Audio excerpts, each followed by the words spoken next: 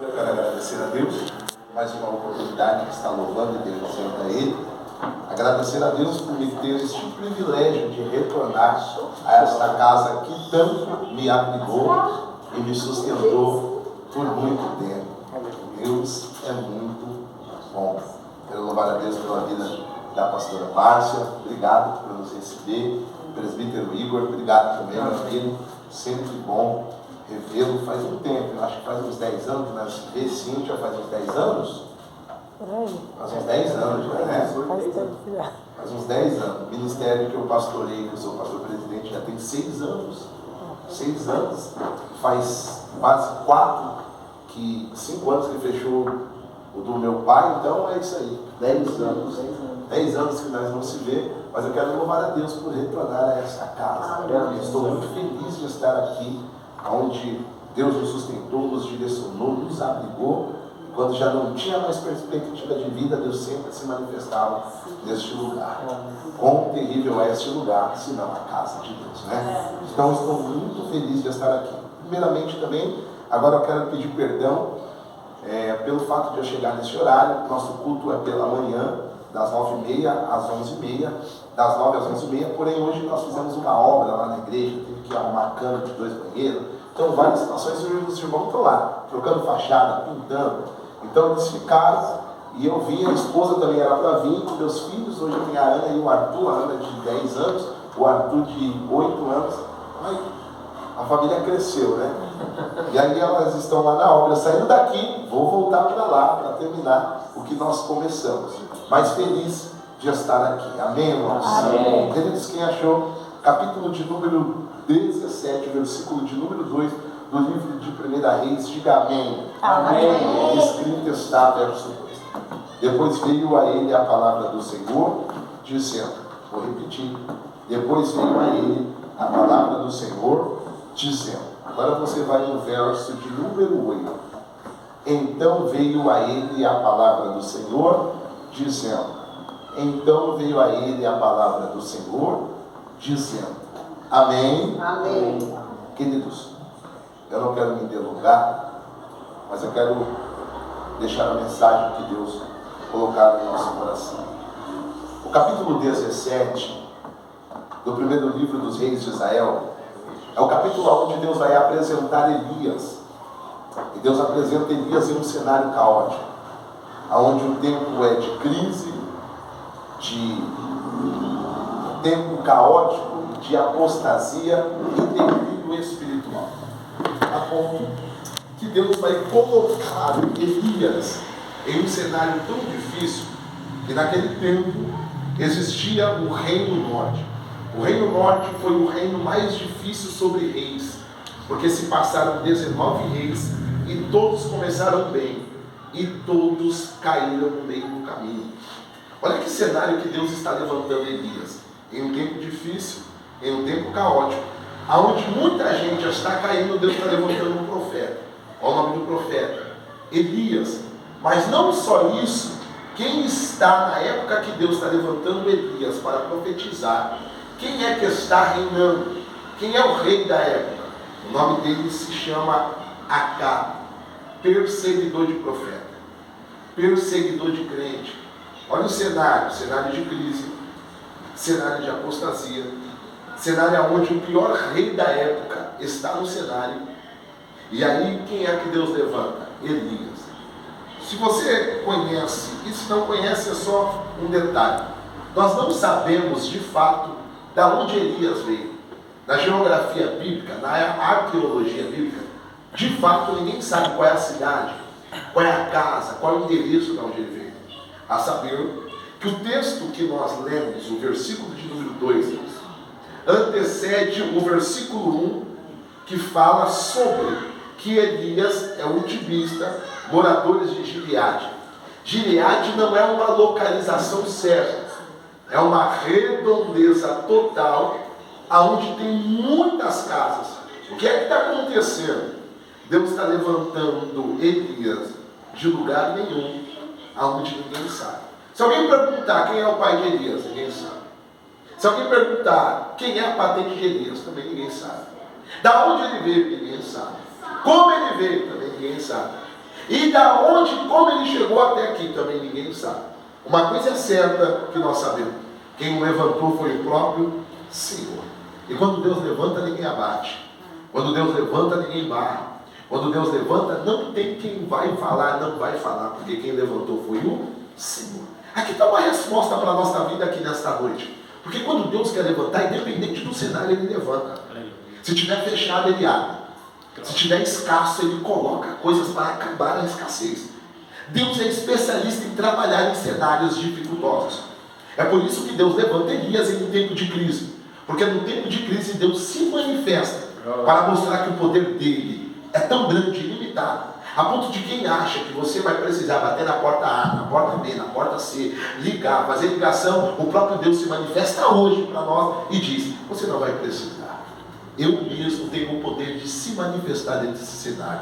O cenário é de crise, mas eu me manifesto. O cenário é difícil, mas eu vou prover. Escute isso, pois o texto que nós lemos diz que Acabe não vem de lugar nenhum, ninguém sabe de onde ele veio, só que ele entra nesse cenário profetizando e dizendo: não haverá chuva e nem orvalho, segundo a minha palavra. A história bíblica e a biografia diz que foi 3 anos e meio que não teve chuva e nem orvalho sobre aquela terra. Porém, Elias entra dentro desse cenário porque o próprio Senhor colocou. Pastora Márcia, quando o próprio Senhor coloca, ele se encarrega também. Olha o que o texto está nos afirmando: que Elias foi colocado nesse cenário, e não só colocado nesse cenário, ele profetiza. O cenário é de crise. Repita comigo: cenário de crise. Cenário de crise. Elias, quando entra nesse cenário, ele profetiza o quê? Crise. O cenário já era de crise. E quando ele entra no cenário, ele profetiza: não vai haver chuva sobre a terra, crise, e nem orvalho, crise também. O cenário de crise, o profeta levantado pelo Senhor profetiza a crise. Porém, o texto que nós lemos, verso 2, na minha, na tua Bíblia escrita está: depois veio ele a palavra do Senhor. Quem coloca se encarrega de sustentar, e quem também se encarrega de sustentar se encarrega de direcionar. Olha o texto, porque depois do verso 2 o próprio Senhor diz assim: ó, retira-te daqui e vai para o Querite, se esconde lá, junto ao ribeiro, na beira do Jordão. A palavra Querite significa cortar ao meio, colocar do jeito que ele quer, da maneira que ele quer, do jeito que ele quer. O que Deus está dizendo para a vida de Elias: já que você profetizou, segundo a tua palavra, agora veio a você a minha palavra, se esconde. Porque eu te escondendo, ainda que Acabe vai te procurar, não te acha. Porque como nós recitamos o Salmo 91, aquele que habita no esconderijo do Altíssimo, a sombra do Onipotente descansará. No meio de cenário de crise, Deus é especialista em nos esconder. Até os nossos inimigos podem nos caçar, mas quem nos esconde, garante. Quem nos esconde, protege. É por isso que Acabe tentou contra a vida de Elias e não conseguiu, porque quem escondeu foi o Senhor. Todos nós aqui já fizemos isso, guardamos algo, e só nós sabemos aonde guardamos. Se pedir para alguém ir na gaveta onde nós guardamos, ele não acha. Mas você diz assim, ó, os homens são tendenciosos a fazer isso. A esposa diz assim, ó, está na gaveta 2, nós vamos na gaveta 1, 2, 3, e não achamos. A mulher vai e a gaveta 2, abre a gaveta, tira o que está e ela diz: estava aqui. E nós dissemos: eu procurei aí. Ela disse: você não procurou, se procurasse, o achasse. Porque ela achou diretamente, porque quem escondeu foi ela. Resposta para a nossa vida: quem esconde garante proteção, mas quem esconde também é especialista em mostrar na hora certa. Talvez você está entendendo por que está demorando. Porque quando Deus esconde, Ele lapida. Quando Deus esconde, Ele molda. Quando Deus esconde, Ele está preparando. E quando Deus prepara, Ele não prepara no nosso tempo. Eu estou olhando no relógio, e no relógio vai dar 6h20, mas Deus não trabalha dentro do nosso tempo. O nosso tempo é cronos, cronológico, horas, minuto, tempo e ano. Deus não trabalha no cronos, Deus trabalha no kairos. Ele é ontem, hoje e será amanhã e eternamente. Talvez você está dizendo: Deus está demorando. É porque você está olhando dias e horas.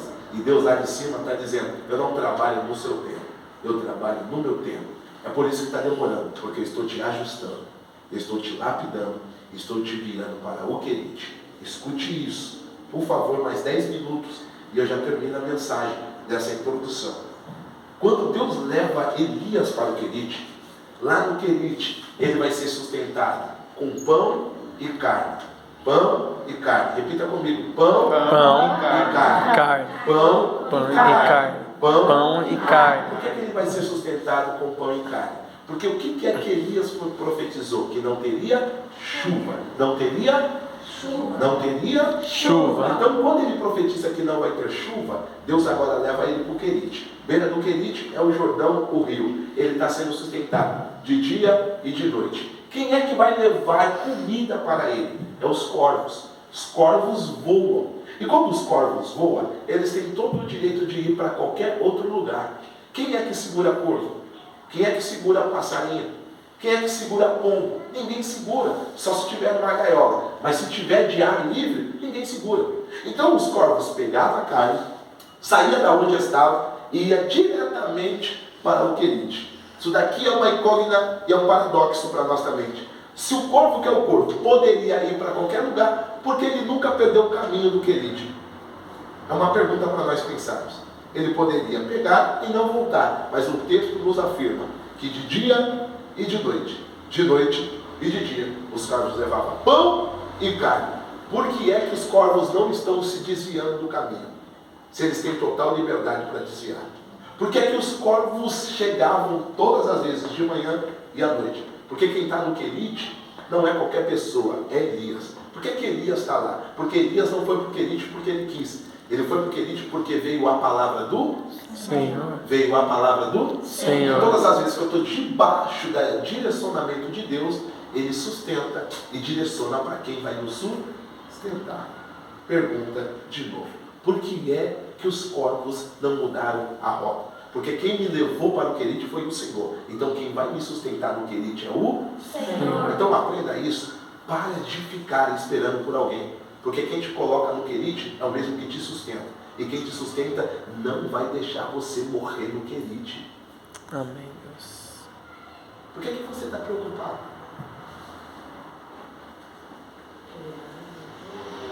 Por que você está se perguntando como que vai ser o amanhã?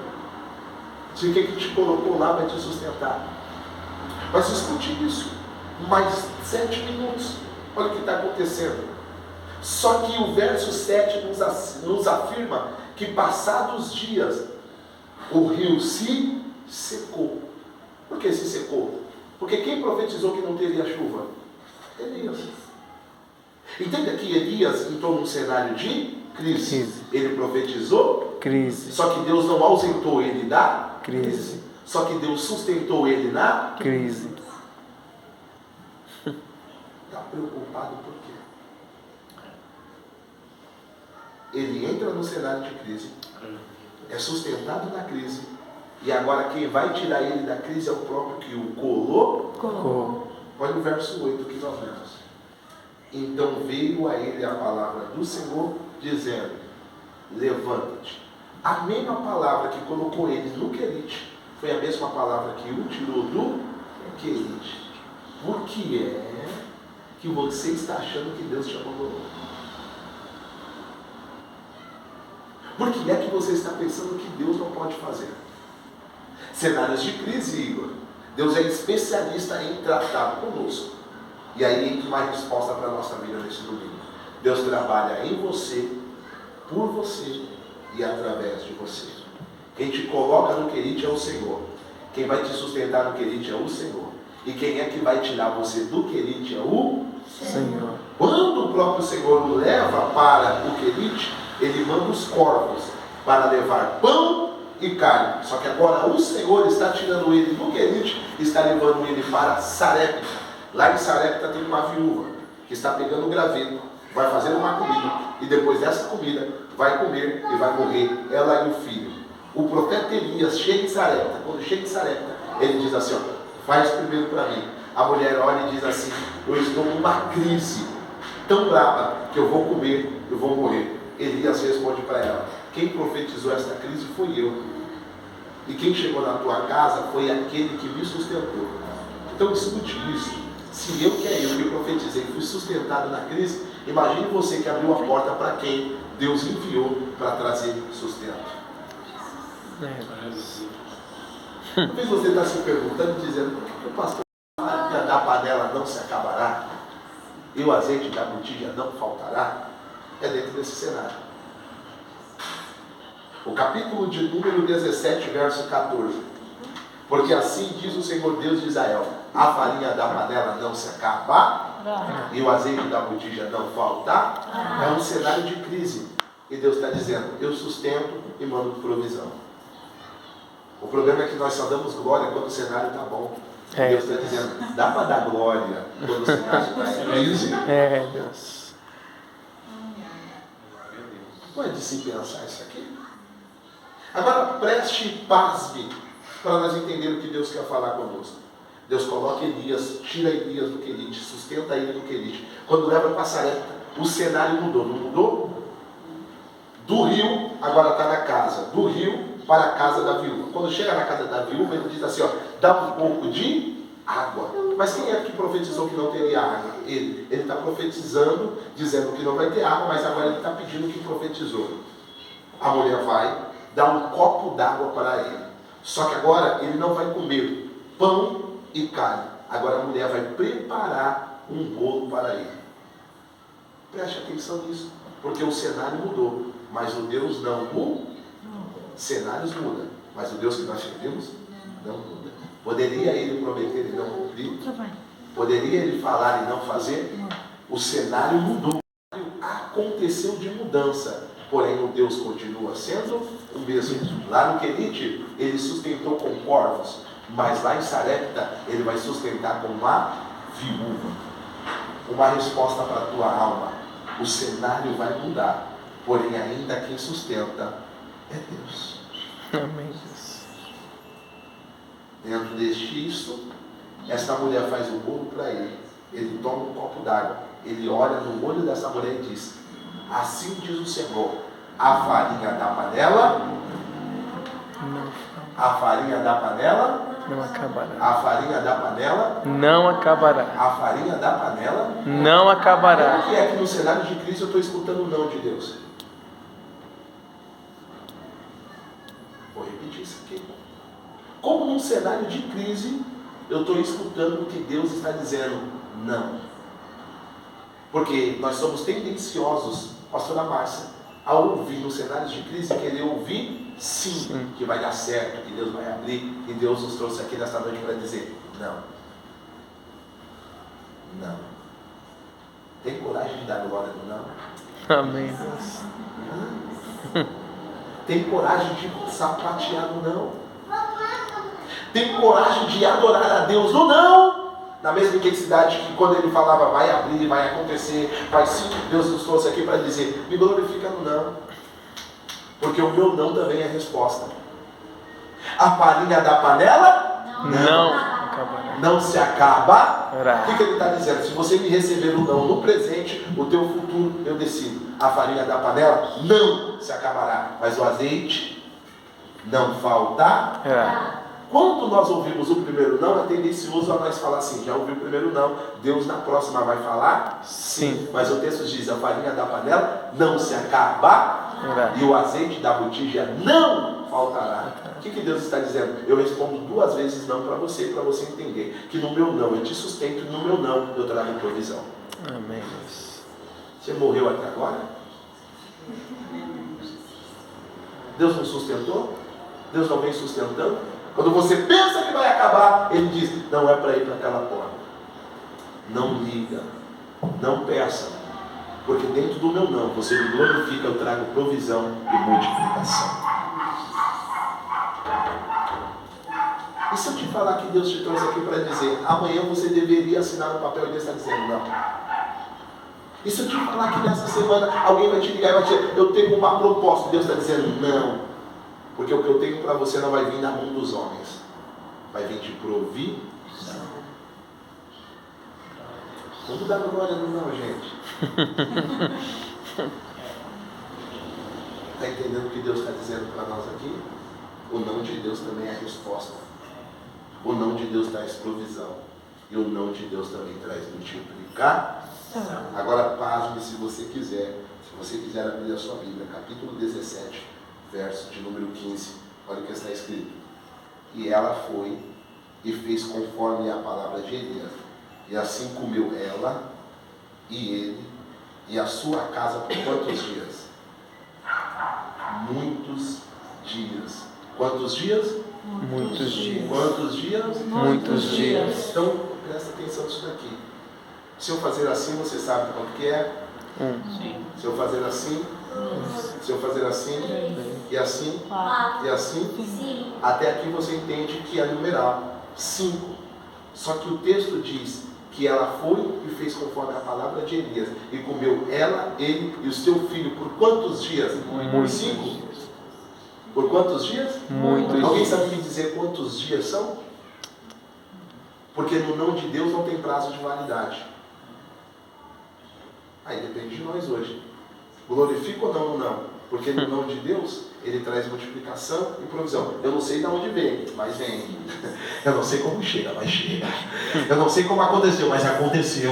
Eu não sei como chegou, mas chegou. Porque eu estou debaixo do não de Deus. E no não de Deus dá para glorificar. Mas todas as vezes que nós queremos ouvir sim, sempre, toda hora sim, sim, sim, sim, Deus diz, eu vou te dar um sim, mas é um prazo de validade, é momentâneo. Se essa viúva estivesse no nosso meio, todo mundo ela ia falar, pastora Márcia, eu posso dar um testemunho? Há 20 anos atrás Deus falou para mim não entrar naquela porta. E até hoje Ele continua multiplicando. Porque o texto diz, foi muitos dias. Quantos dias? Muitos dias. E nós hoje, quer viver no muito de Deus ou no pouco com prazo de validade? É por isso que Deus não abre portas. É por isso que Deus tranca alguns caminhos. É por isso que Deus trava algumas situações. Porque no sim talvez você nem estaria aqui hoje. Mas no não dele você não vive na mão de homem, você vive na mão de Deus. Dá para entender alguma coisa aqui?